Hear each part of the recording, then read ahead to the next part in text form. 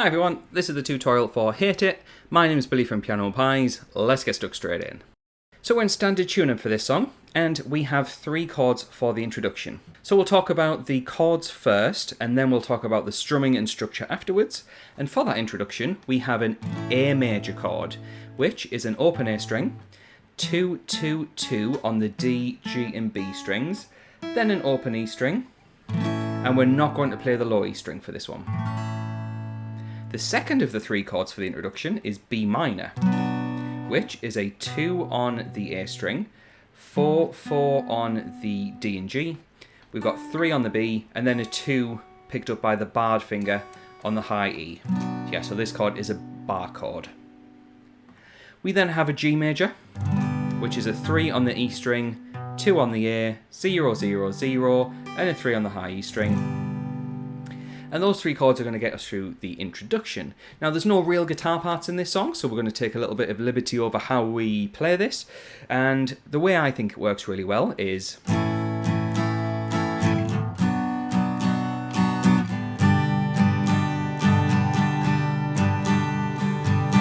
So on A major, we'll have down, down, up, down, up, which slowly is down, down, up, down, up. Or if you prefer to count along, 1, 2, and 3, and 4, and we're going to play that once for A and once for B minor, but then twice for the G chord. Let's demonstrate that slowly. A.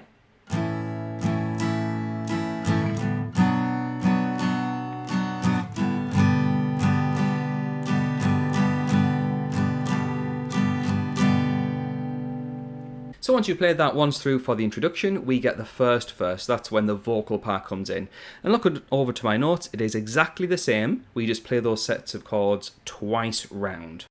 We then get a pre-chorus, which does change things. And it's worth mentioning that if you want the chord chart for this song, which has all of the chords with the full structure, all wrote out by myself, as well as the chords and lyrics, which has them matched up. So let's say you need to know which chord goes with which exact lyric, then head on over to Patreon. I've wrote out both sheets for you. For the price of a coffee, you get access to not only this song, but well over 450 other songs of the latest releases. And yeah, you get it for the price of a coffee. And it saves you from trying to write it out or trying to memorize it and potentially making a mistake. However, let's dig in with that pre-chorus, which does start off in the same way actually. A major, B minor, but then we have a new chord of D major. The D major is basically getting rid of the G and putting it in its place. And D major is an open D, 2 on the G, 3 on the B, 2 on the high E. And you'll play that through twice. So let me demonstrate the pre-chorus without me talking over the top of it.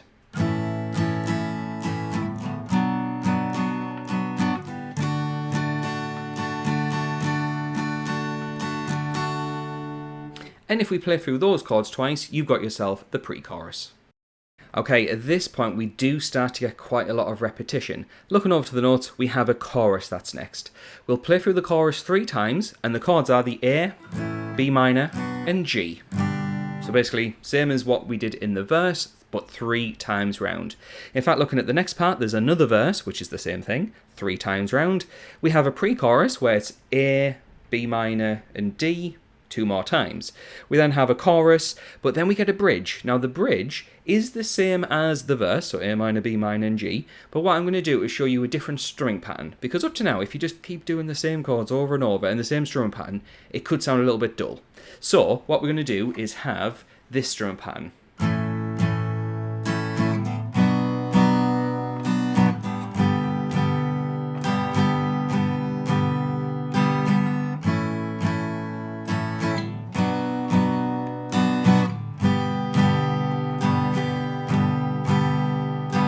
So I'm taking the strumming pattern we had earlier, but making it a little bit more sparse. So we've got down, down, up, down, down, down, up, down.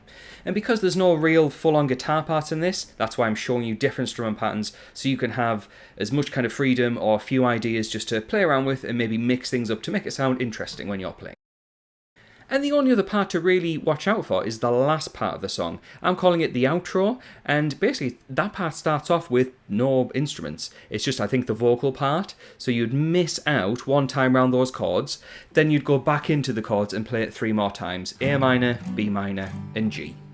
And that's basically everything you need to get through this song. So not a huge amount going on, but still quite a few differences that you have to really pay attention to it. So yeah, I just want to say thanks to the people on the screen who are my active patrons, who will get that content straight away. So thanks to them for their support. Thanks to you for watching, and I'll catch you in the next one.